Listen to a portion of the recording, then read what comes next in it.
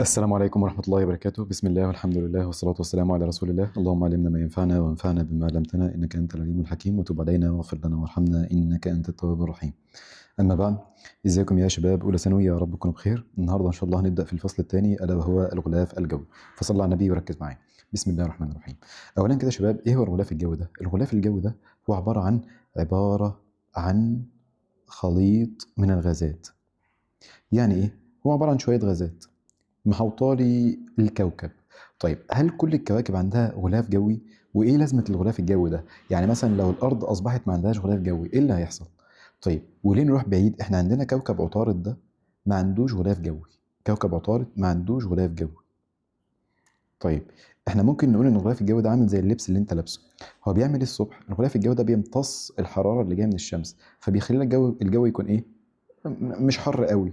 طيب، وبالليل بيطلع لك حراره، فبالتالي الجو ما يبقاش ساقع قوي. فهتلاقي عطارد ده عشان ما عندوش غلاف جوي، نهارا هتلاقيه ايه؟ نهارا هتلاقيه ولعه حر جدا، هيكون الحراره عاليه جدا. لكن ليلا اكنك مش لابس حاجه، بالليل يبقى ايه؟ برد جدا. يعني الحراره ايه؟ قليله جدا. يبقى تاني، احنا عندنا الغلاف الجوي هو عبارة عن خليط من الغازات. طيب، عندنا كوكب عطارد ما عندوش غلاف جوي. طيب، فنهارا هيبقى حر جدا، بالليل هيبقى برد جدا. ليه؟ لأن الغلاف الجوي ده بالنهار بيمتص الحرارة، وبالليل بيطلق لنا الحرارة. فلو هو مش موجود، بالنهار هتبقى الجو حر جدا، بالليل هيبقى الجو برد جدا. فكوكب عطارد ده ما عندوش عريان، فنهارا بيبقى حر، وبالليل ايه؟ برد جدا. تمام، متلج. لكن كوكب الارض هتلاقي محوطه شويه غازات اللي هم الغلاف الايه؟ الغلاف الجوي. الغلاف الجوي ده هيخلي لك الارض مش زي عطارد. طيب، حلو. احنا في الدرس في الفصل ده هنتكلم عن الغلاف الجوي الخاص بكوكب الارض. طيب، احنا عندنا قلنا هو عباره عن شويه غازات. طب هي مين الغازات اللي موجوده في كوكب الارض او المحوطه لكوكب الارض؟ هقول لك النيتروجين. وعارفين من قبل كده النيتروجين نسبته 78%. طيب، كان بص، احنا قلنا الغلاف الجوي عباره عن شويه غازات. اول غاز معانا هو مين؟ النيتروجين. نسبته قد ايه؟ 78%. طيب، النيتروجين ده يا شباب ممكن نقول ايه؟ عيل عندي قوي، ما بيرضاش يتفاعل مع حد. صعب جدا ان انا اخليه يتفاعل. النيتروجين ده غالبا بنلاقيه حر، ما بيرضاش يتفاعل. طيب، بيتفاعل تحت ظروف خاصه. لازم يكون في ايه؟ حاجات معينه عشان النيتروجين يبدا ايه؟ يتفاعل. يبقى النيتروجين ده ما بيرضاش يتفاعل. طيب، بيتفاعل تحت ظروف ايه؟ ظروف خاصه. يعني لازم حاجات معينه عشان النيتروجين ده يبدا ايه؟ يتفاعل. تمام. طيب، كلام جميل. فهقول لك، اما اجي اقول لك بالنسبه للاكاسيد بتاع النيتروجين، هل هنلاقي النيتروجين متفاعل مع الاكسجين؟ قلنا هو ما بيرضاش يتفاعل، فبالتالي اما اجي اقول لك اكاسيد النيتروجين كتير ولا قليله؟ قليله. يبقى أكاسيد النيتروجين هيكون إيه؟ هتكون قليلة. قليلة جدا. يبقى تاني يا شباب، احنا بنتكلم في الأول كده إن الغلاف الجوي ده عبارة عن شوية غازات محاوطة الكوكب. طب هل كل الكواكب عندها غازات؟ طب هل لو مفيش غازات إيه اللي هيحصل؟ قلنا لا، مش كله. عندك كوكب عطارد ما عندوش غلاف جوي. طيب، النتيجة لكده بالنهار بيبقى حر جدا، بالليل بيبقى برد جدا. طب بالنسبة للغازات اللي محاوطة كوكب الأرض، هم مين؟ قلنا أول واحد معانا هو النيتروجين. نسبته قد إيه؟ 78%. طيب، قلنا النيتروجين ده ما بيبقاش راضي يتفاعل مع حد، فبيبقى موجود حر، ما بيرضاش يتفاعل مع حد. طيب، فبالتالي لما اجي اقول لك اكاسيد النيتروجين، يعني النيتروجين وهو متفاعل مع الاكسجين نسبته هتكون عاليه ولا قليله؟ قليله. طيب، تاني عنصر معانا او تاني غاز هو الاكسجين. نسبته 21%. طب الاكسجين ده كان ضروري ليه؟ كان ضروري لعمليه التنفس. يبقى تاني، انا عندي الغلاف الجوي نيتروجين 78%، اكسجين 21%. الارجون 9 من 100%. الارجون ده كان من الغازات الايه؟ غازات خامله. كان من الغازات الخامله، فاكرينهم اللي خدتهم في اعدادي. طيب، يبقى تاني الغلاف الجوي اللي محوط الارض قلنا نيتروجين بنسبه 78، اكسجين 21، ارجون اللي هو الاي ار نسبته 9%. طيب، وفي شويه غازات نسبتهم لا تتجاوز ال 1%، قليلين جدا. هم مين؟ هم ثاني اكسيد الكربون. طيب، ثاني اكسيد الكربون كنت بتسمع دايما اللي هو 3%. لا، الدنيا غليت شويه فبقى كام؟ 4%. ده ثاني اكسيد الكربون. طب احنا محتاجين ثاني اكسيد الكربون في ايه؟ في عمليه البناء الضوئي. ده كان الغذاء بتاع النبات بياخده فيعمل بناء ضوئي. طيب، الميه بتبقى موجوده في الهواء على هيئه بخار ماء. طيب، بالنسبه لبخار الميه ده يا شباب، نسبته ايه؟ هقول لك ان نسبته متغيره. بتتغير ازاي؟ بتتغير من مكان لاخر، ومن فصل لاخر، يعني انت في انهي فصل وفي انهي توقيت، يعني انت الصبح ولا بالليل ولا الظهر ولا الكلام ده كله. طيب في غاز برضو نسبته قليله، هو غاز الاوزون. غاز الاوزون ده هو O3، هنفهم كمان شويه ازاي بيتكون. ده وظيفته ايه؟ وظيفته حمايه الارض من الاشعه فوق البنفسجيه اللي هي اليو في، الترا فايلوت. تمام. يبقى تاني يا شباب، احنا بنتكلم في كلام سهل خالص، احنا بنقول ان الشمس دي بتطلع اشعاع. دلوقتي كوكب عطارد ده ما عندوش غلاف يحميه من الاشعاع، فبياخد كل الاشعاع، فحرارته بتبقى عاليه جدا. طب بالليل يبقى برد جدا. كوكب الارض عنده غلاف جوي بيحميه من الاشعه، فالجو ما بيبقاش حر قوي الصبح، وبالليل ما بيبقاش برد قوي. ليه؟ لان هو بياخد الحراره نهارا ويطلقها ايه ليلا. قلنا بالنسبه لكوكب الارض مين الغازات اللي محوطاه؟ عند النيتروجين 78%، اكسجين 21%، ارجون 9%، ثاني اكسيد الكربون 4%، ميه وموجود على هيئه بخار ميه ونسبتها متغيره. طيب ده بالنسبه للغازات ذات نفسها اللي موجوده في الغلاف الجوي. طب بالنسبه للجو متقسم كام طبقه؟ احنا هناخدهم يا شباب. بصوا ادي كوكب الارض اهو تحت. تمام. كوكب الارض. طيب كوكب الارض هتلاقي فوقه غازات ارتفاعها قد ايه؟ ارتفاعها لحد 1000 كيلو متر. تمام. الغلاف الجوي عباره عن 1000 كيلو متر. فلك ال 1000 كيلو متر دول متقسمين لي شويه طبقات. انا عندي 4 طبقات رئيسيه. اول طبقه اسمها التروبوسفير، تاني طبقه اسمها الاستراتوسفير، تالت طبقه اسمها الميزوسفير، رابع طبقه اسمها الثيرموسفير، والاخيره ديت اللي هي الاكسوسفير هنفهمها كمان شويه. المهم احنا عندنا كام طبقه رئيسيه؟ 4: تروبوسفير، استراتوسفير، تروبو ستراتو ميزو ثيرمو، تروبو ستراتو ميزو ثيرمو، تروبو ستراتو ميزو ثيرمو. تمام. طيب احنا هنبداهم واحده واحده وبعدين نرجع للكلام ده عشان ايه نرجع له تاني. اول طبقه معانا هي الطبقه الاهم، اللي هي طبقه التروبوسفير. تروبو ايه؟ تروبوسفير. دي اهم طبقه معانا. طيب دي اللي قريبه من سطح الارض. هي ليه اهم طبقه؟ هقول لك لان المنطقه دي اللي بيحصل فيها كل العمليات الحيويه. يعني ايه؟ يعني الطيور بالكائنات الحيه كلهم اللي موجودين في الجو هيبقوا موجودين فين؟ موجودين في طبقه التروبوسفير. طب ارتفاعها قد ايه؟ بص احنا اي طبقه عايزين نعرف ارتفاعها، عايزين نعرف سمكها، عايزين الحراره جواها تبقى عامله ازاي، هل الطيارات بتطير فيها ولا لا. فده اللي احنا عايزين نعرفه كل واحده فيهم. فلما اجي اقول لك ارتفاع التروبوسفير هتلاقيني كاتب لك هنا كده 13 كيلو متر. هو في الواقع ان في المنطقه القطبيه الجو برد، صح؟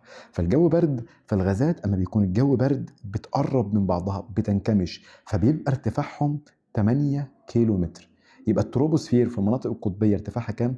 8 كيلو متر. ليه؟ لان الجو برد فبينكمش مين؟ الجو، فبيبقى ارتفاعه كام؟ 8 كيلو متر. طب في المناطق الاستوائيه الجو حر فبيتمدد الجو، وبيبقى كام؟ بيبقى 18 كيلو متر. طيب يبقى تاني انا عندي تروبوسفير، اول معلومه الارتفاع، ارتفاعها عن سطح البحر او ارتفاعها عن سطح الارض كام؟ احنا قلنا في المناطق القطبيه 8 كيلو، في المناطق الاستوائيه 18.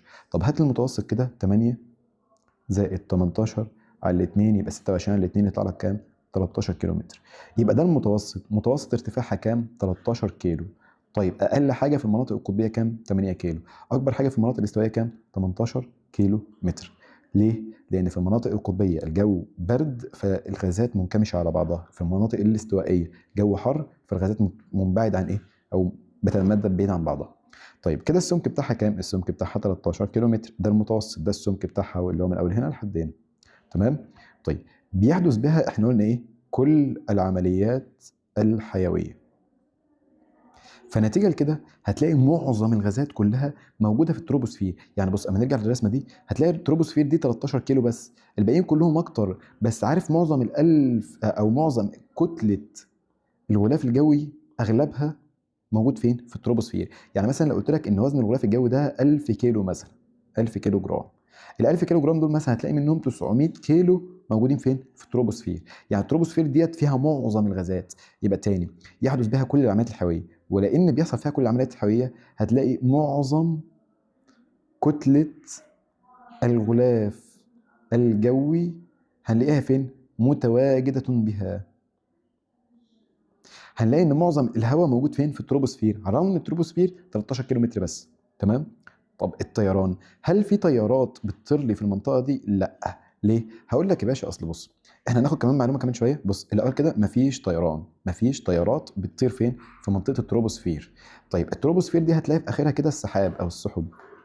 فتلاقي التيارات بتبقى موجوده فوق السحب. ليه التيارات ما بتطيرش تحت السحب؟ هقول لك يا باشا، لان الاتي، انت كل ما بتطلع لفوق 176 متر درجه الحراره بتقل 1 سيليزيوس. تاني، انت كل ما تطلع من هنا كده لحد فوق هنا، كل 176 متر بتقل قد ايه؟ 1 سيليزيوس. فهنا الحراره عاليه، هنا الحراره تبقى ايه؟ حراره قليله. بتوصل لحد ايه؟ يعني مثلا بتوصل فوق ان هي تبقى سالب 60 مثلا درجه سيليزيه. فالحراره فوق قليله. طب حلو، اما اقول لك ان الحراره فوق قليله، فبالتالي كثافه الهواء فوق ايه؟ بتزيد. فلما كثافته تزيد ينزل لتحت. طيب والهواء السخن اللي تحت يطلع فوق. فعايز اقول لك ان الهواء بينزل لتحت وبيطلع لفوق. يبقى في طبقه التروبوسفير دي إيه اللي بيحصل؟ احنا عندنا تيارات هواء رأسية. ليه في تيارات هواء رأسية؟ بسبب اختلاف كثافة الهواء. ان كثافة الهواء بتختلف من تحت لفوق. دلوقتي الجو حر تحت، الحرارة عالية تحت والحرارة قليلة فوق. ليه؟ لان انت كل ما بتطلع 176 متر بتقل درجة سيليزية. فعايز اقول لك ان انت اما بتوصل لاخر التروبوسفير الحرارة قليلة جدا، وفي اول التروبوسفير من تحت الحرارة عالية. فالحرارة عالية تحت فالكثافة بتقل فبيطلع لفوق، واللي فوق حرارته قليلة فكثافته بتزيد فبينزل لتحت. فالهواء دايما طالع نازل طالع نازل طالع نازل. فبالتالي طالما طالع نازل ده بيعمل حاجه اسمها مطبات الهواء. لو الطياره ماشيه في الحوار ده فالهواء عمال يعمل لها ايه؟ مطبات. يبقى تاني، ليه مفيش تيار؟ ليه مفيش طيارات؟ علشان في تيارات هواء رأسيه. تيارات الهواء الرأسيه دي بتعوق حركه الطيران. يبقى التاني نلخص كده طبقه التروبوسفير، احنا خلصنا كل حاجه.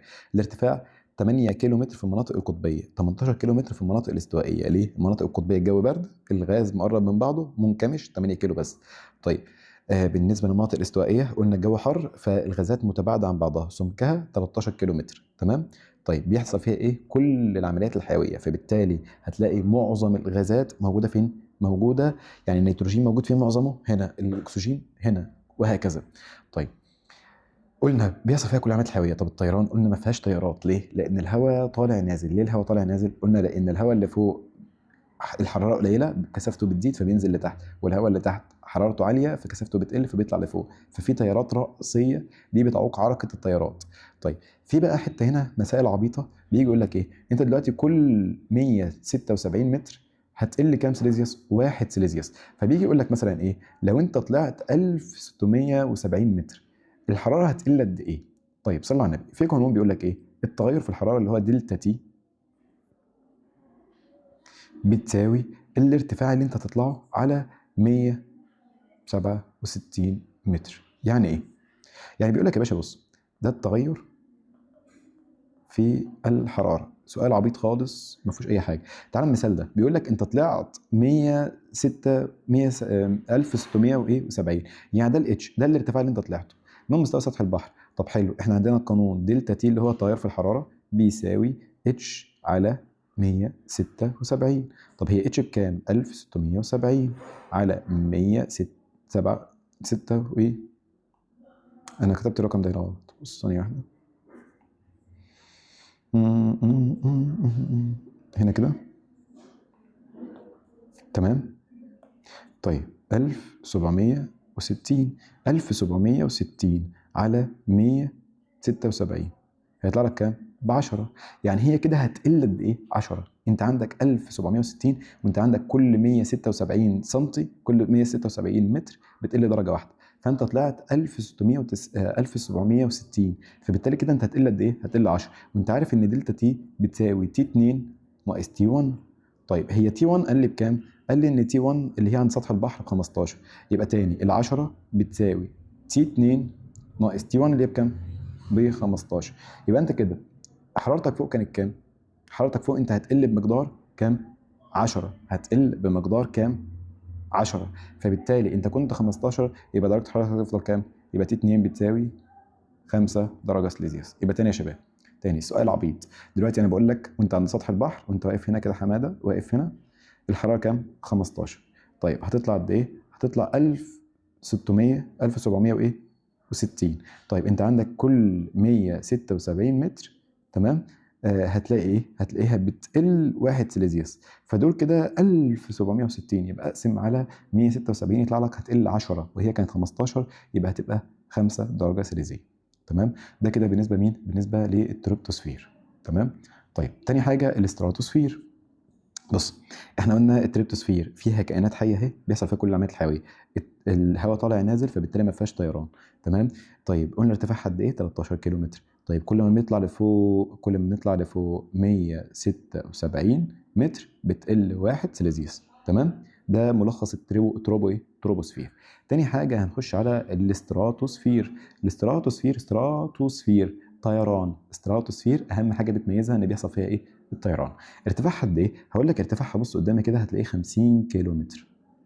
يبقى التروبوسفير قلنا كام؟ 13. الاستراتوسفير 50 كيلو متر. طيب ده الارتفاع. طب السمك بتاعها، انت عندك ال 50 دول هتطرح منهم ال 13 فيطلع لك السمك بكام؟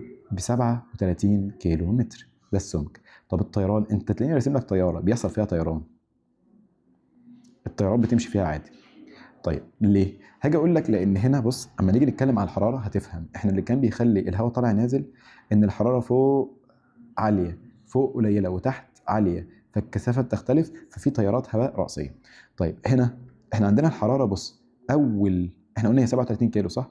اول 20 كيلو الحراره ثابته بكام؟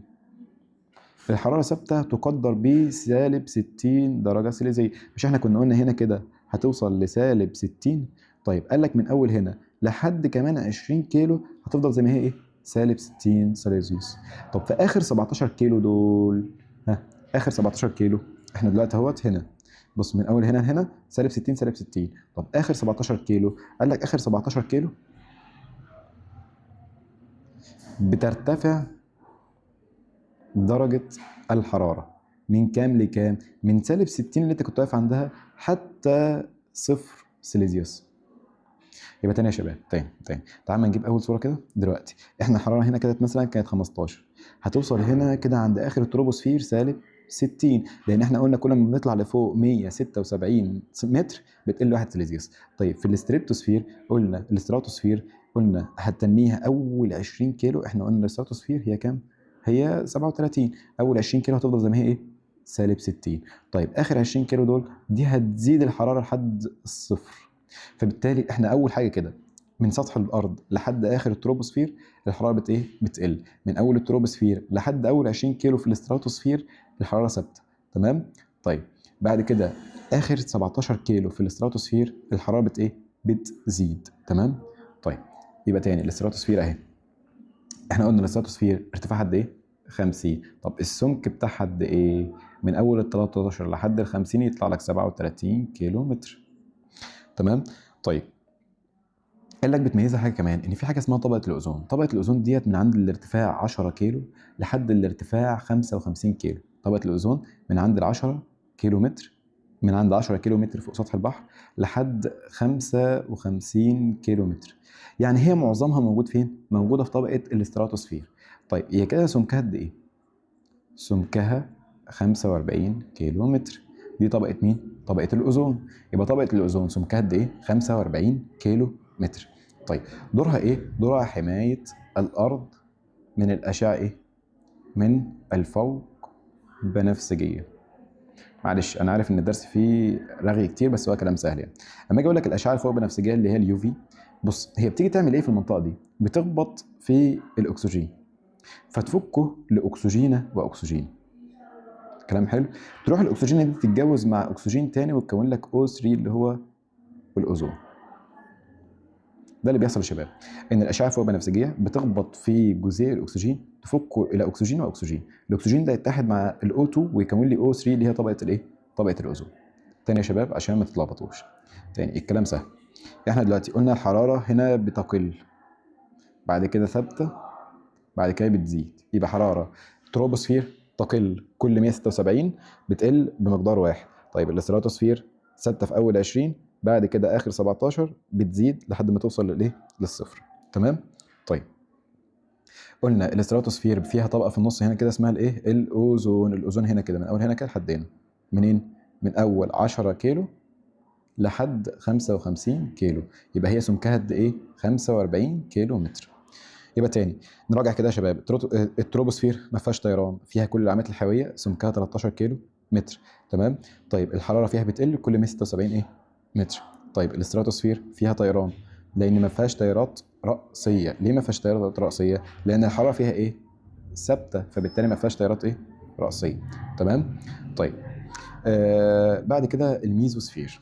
تمام. الميزوسفير كلمه ميزو يعني اللي في النص. تمام. ده كلمه ميزو. الميزوسفير ارتفاعها قد ايه؟ تعال ما نشوف. هاجي اقول لك ان هي ارتفاعها 80 كيلو متر. تعال نراجع على الصوره دي احسن. التروبوسفير 13، الاستراتوسفير 50، الميزوسفير كام؟ احنا قلنا كده لو عايزين نراجع الاوزون، الاوزون من اول هنا كده لحد هنا كده. تمام. اللي هم من اول كام؟ من اول 10 لحد 55 ديت اللي هي الاوزون. فالاوزون هتلاقي معظمه موجود فين؟ موجود في الاستراتوسفير. وقلنا الاوزون عباره عن O3 يتكون ازاي؟ الاشعه الفوق بنفسجيه بتسقط على الاكسجين، تفك الاكسجين واكسجين، الاكسجين يتفاعل مع O2 ويكون لي O3 اللي هو الاوزون. تمام. طيب الميزوسفير دي بقى ارتفاعها قد ايه؟ 80 كيلو متر. سمكها قد ايه؟ ادي 50 ادي 80، يبقى السمك بتاعها كده 30 كيلو متر. بص هم الاولانيين بس اللي فيهم رغي، لكن دول كلام سهل. طيب الحراره فيها بقى، هاجي اقول لك بص احنا كنا ماشيين ازاي كده؟ الحراره بتقل. تمام. كده الحراره ثابته اللي هم اول 20 كيلو. طيب 17 كيلو دول ايه بتزيد. طيب هنا هترجع تاني الحراره تقل، يبقى الميزوسفير الحراره بتقل، حراره بتقل، ميزوسفير حراره بتقل، ميزوسفير حراره بتقل. طيب فبتتسمى الطبقه البارده. ليه؟ اصل انت كنت وصلت هنا ان انت في اخر التروبوسفير، انت كنت هنا -60. نقول الارقام يا شباب. احنا هنا مثلا وانت واقف على سطح الارض مثلا الحراره 25، في اخر التروبوسفير قلنا هتبقى -60.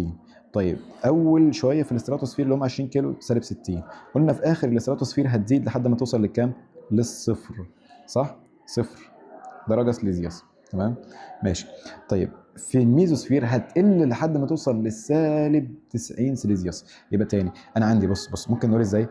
تروبوسفير بتقل، ستراتوسفير بتزيد، ميزوسفير بتقل. يبقى بتقل بتزيد بتقل، بتقل بتزيد بتقل، بتقل في في التروبوسفير. طيب ثابته في الاستراتوسفير بعدين تزيد، وتقل فين؟ في الميزوسفير. يبقى بتقل بتزيد بتقل. طيب ايه اهميه طبقه الميزوسفير؟ قال لك ان هي بتحرق الشهب، يعني هي بتخليك تتخلص من الشهب اللي هتأذي سطح الارض. تمام. طيب ده بالنسبه بقى لاخر واحده عشان نختم. تمام. هي الثيرموسفير. كلمه ثيرمو معناها حراره، فمن اسمها دي المنطقه الحراره فيها هيحصل لها ايه؟ هتزيد. يبقى تاني التريبتوسفير الحراره بتقل. طيب الاستراتوسفير الحراره في اخرها بتزيد لكن في الاول بتبقى ثابته. الميزوسفير الحراره بتقل، وقلنا ان الميزوسفير تسمى بالطبقه البارده. طيب الثيرموسفير من اسمها حراره، يبقى الحراره فيها هتزيد. يبقى بص بتقل بتزيد بتقل بتزيد. تمام. يبقى الحراره فيها ايه؟ تزداد. كل ما نطلع فوق الحراره بتزيد. طيب حلو. قال لك بص الثيرموسفير في اخرها في حاجه اسمها الايونوسفير، او هي بيطلق عليها الايونوسفير. ليه؟ قال لك اصل بص هي الارتفاع بتاعها كبير جدا، 460 كيلو متر. تمام. ارتفاعها كبير جدا. طيب ايه اهميتها؟ طب هي ليه اصلا اسمها الايونوسفير؟ قال لك اصل بص الاشعاع بتاع الشمس بيخبط في الذرات اللي موجوده هنا، فالاشعاع هنا انت قريب من الشمس صح؟ فبالتالي الاشعاع بيعمل ايه في الذرات بتاع الغلاف الجوي؟ بيعمل لها تأين، بيخليها تطرد الالكترونات فيحصل لها تأين. فالتأين ده دلوقتي كده الذرات اللي هنا نتيجة الإشعاع بتاع الشمس اللي جاي لها بتتأين، فعشان كده اتسمت أيونوسفير. أصل بيبقى فيها الذرات في صورة أيونات. تمام. يبقى تاني الثيرموسفير من اسمها ثيرمو حرارة، يبقى بتزداد فيها الإيه؟ الحرارة. يبقى دي طبقة الثيرموسفير الحرارة فيها إيه؟ عالية. يبقى الميزوسفير الطبقة الباردة، الثيرموسفير الطبقة الحارة. بص الكلام سهل. التروبوسفير طبقة الحياة، الاستراتوسفير طبقة الطيران، الميزوسفير الطبقة الباردة، الثيرموسفير طبقة الحرارة. تمام. الثيرموسفير دي فيها طبقة الايه؟ الايونوسفير، او هي اسمها الثاني اسمها ايه؟ ايونوسفير. طبقة الايونوسفير ديت مهمة جدا للاتصالات اللاسلكية. من الاخر احنا بنعمل ايه؟ قال لك الطبقة ديت فيها ايونات هنا كده، فانت وانت قاعد على الارض بتبعت موجات من على الارض اسمها موجات الراديو. موجات الراديو ديت بتخبط في الايونات دي وتروح جايه راجعه لك تاني على سطح الارض. فدي الاتصالات اللاسلكيه. يبقى الاتصال بيحصل ازاي؟ في موجات راديو جايه منين؟ جايه من سطح الارض، انت بتبعتها، ومين اللي بيردها لك؟ الايونوسفير. يبقى تاني اما اجي اقول لك ليه الايونوسفير مهمه في الاتصالات اللاسلكيه، هتقول لي لان اشعاع الشمس بيخلي الذرات بتاع الغلاف الجوي تبقى في صوره ايونات، والايونات دي ليها قدره على عكس موجات الايه؟ على عكس موجات الراديو. تمام. طيب يبقى تاني يا شباب نراجع على الصوره ديت اللي هي في الاخر دي، او نجيب اول واحده خالص. ماشي، احنا قلنا يا شباب، قلنا خلينا في الاخير. قلنا يا شباب الحراره في التروبوسفير بتقل كل 176 بتقل بمقدار 1 سيليزيوس، في الاستراتوسفير اول 20 كيلو ثابت، بعد كده بتزيد. طيب بقى الميزوسفير، ميزوسفير الطبقه البارده، سيرموسفير الطبقه الحاره. تمام. طيب في حاجه مش مفهومه؟ طيب اللي عايز ياخد سكرين شوت اهو. طيب احنا في الاول خالص عرفنا ايه هو الغلاف الجوي وعرفنا الغازات بتاعته. ماشي. طيب نخش في جزئيه سهله ان شاء الله، احنا قلناها كذا مره.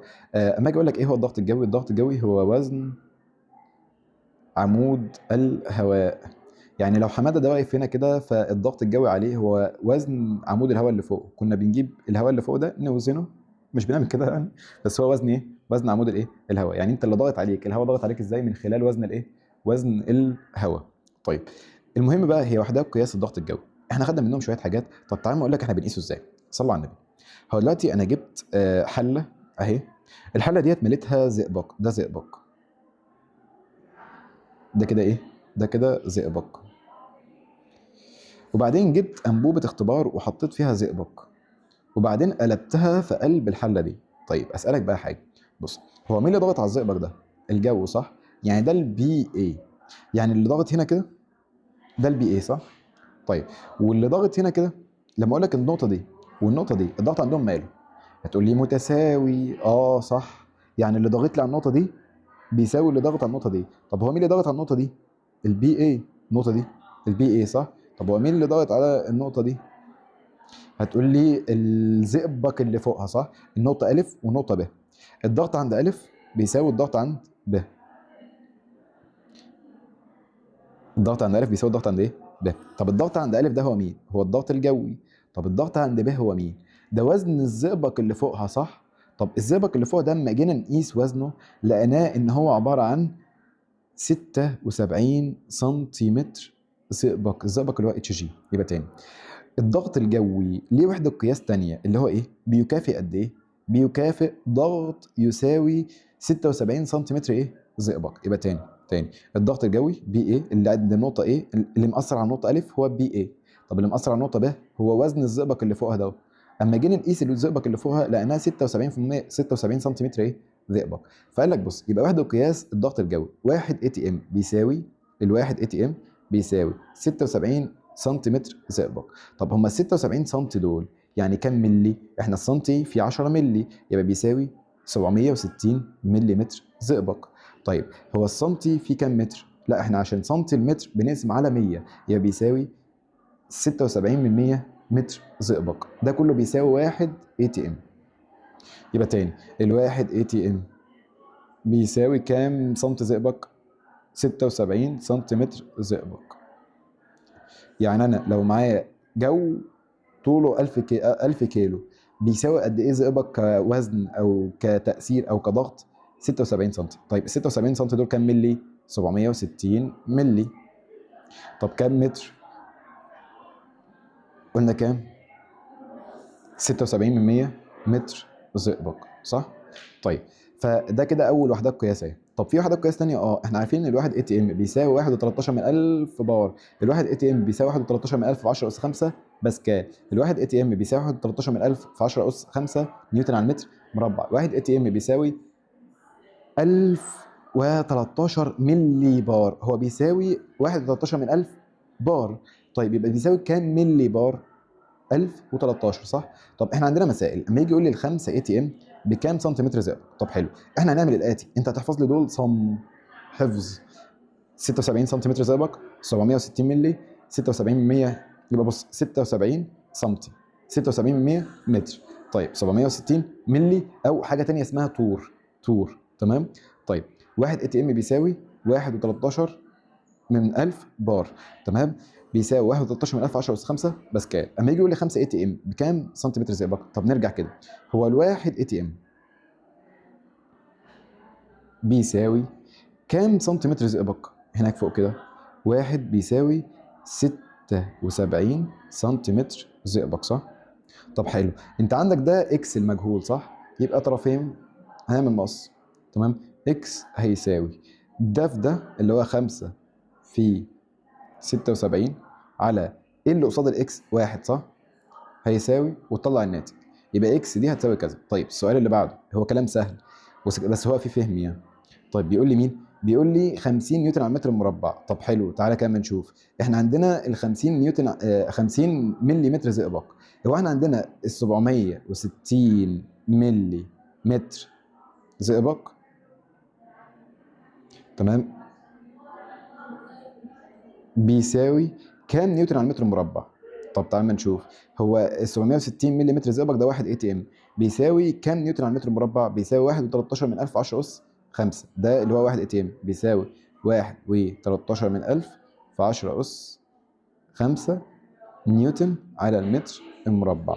طيب يبقى اكس بتساوي طرفين في وسطين، ده في ده على اللي قصاد الاكس، يبقى 50 في 1 و13 من 1000 10 أس 5 على اللي قصاد الإكس اللي هو مين؟ 760، فيطلع لي الناتج. مفهومة؟ طيب آخر حاجة عشان نختم ونقوم. في حاجة اسمها خرائط الطقس. إيه هي خرائط الطقس دي؟ خرائط الطقس دي في حاجة تانية اسمها الأيزوبار. يعني إيه اللي أنت بتشوفه أما بييجوا يبصوا تشوف الخريطة بتاعة الطقس اللي هو يعرض لك الكوكب بتاع الأرض، بيقول لك المنطقة دي باردة، المنطقة دي مش عارف إيه الكلام ده كله. بص، خرائط الطقس في حاجة اسمها الأيزوبار. كلمة أيزو يعني تساوي أو تشابه، تمام؟ أيزو بار مشيرة لكلمة ضغط، يعني المناطق اللي فيها ضغط إيه؟ طب تعالى نركز كده. بص، أنت عندك المناطق الحر، المناطق الحر. لو أنت جيت في منطقة حر مثلا زي خط الاستواء، ورحت مثلا على ارتفاع 10 متر، رحت جاي قايس الضغط، فهتلاقي الضغط عندهم متساوي. فأنا جيت عند النقطة دي والنقطة دي والنقطة دي اللي هم على نفس الارتفاع، قست عندهم الضغط، هلاقي الضغط عندهم متساوي. طب منطقة حر، هم الضغط كلهم عندهم متساوي، الضغط في المنطقة الحر قليل ولا عالي؟ الكثافة إيه؟ حر كثافه قليله، يبقى الضغط ايه؟ قليل، صح؟ حر كثافه قليله يبقى الضغط قليل. المنطقه البارده، اما اجي اقيس نقط على نفس الخط، يعني على نفس الارتفاع، دول كلهم على نفس الارتفاع، يعني انا نازل عليهم كده وقيست الضغط عندهم، هلاقي برضه عندهم الضغط طالما هم على نفس الارتفاع الضغط متساوي، صح؟ طيب منطقه برد الجزيئات قريبه من بعضها يبقى الضغط ايه؟ عالي. فقال لك بص، كلمه واطي يعني لو، ضغط واطي يعني لو، فهنرمز لها بلو. طيب كلمه عالي يعني هايت، فهنرمز لها بايه؟ باتش، تمام؟ طيب هي دايما الحراره بتتنقل منين؟ من الضغط العالي للضغط الاقل.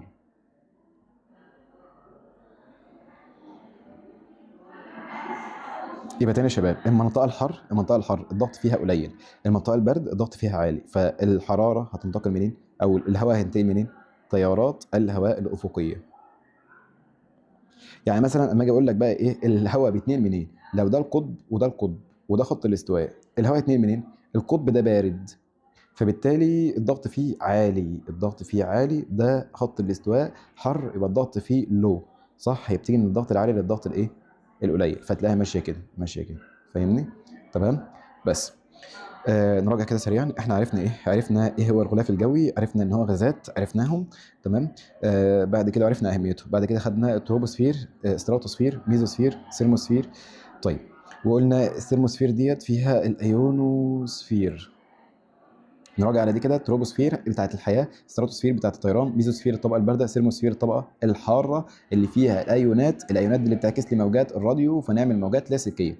الاكزوسفير ديت مش موجوده، بس من الاخر دي اللي بيبقى فيها الاقمار الصناعيه، دي بيبقى طاير فيها الاقمار الصناعيه اللي بتتصل مع الغلاف الخارجي بقى او الكون يعني. طيب الحمد لله الذي هدانا لهذا وما كنا لنهتدي لولا هدانا الله. هذا ما قدر قوله. نستودعكم الله خيرا، نشوفكم ان شاء الله في الفيديو الجاي ان شاء الله. دمتم في خير، السلام عليكم.